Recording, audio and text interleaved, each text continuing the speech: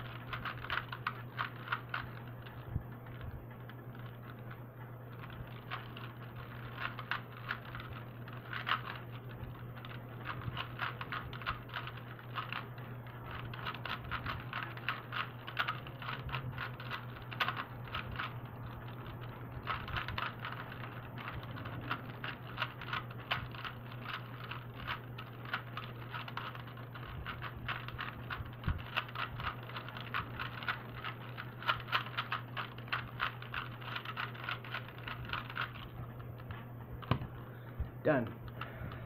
And my time was 1:30.43 seconds. It's alright.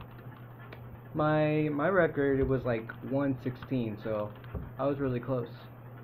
But I kind of slowed down a little bit on the Rubik's Cube, but oh well. Well, thank you for watching this video. Leave a like, comment this video, and thank you for watching.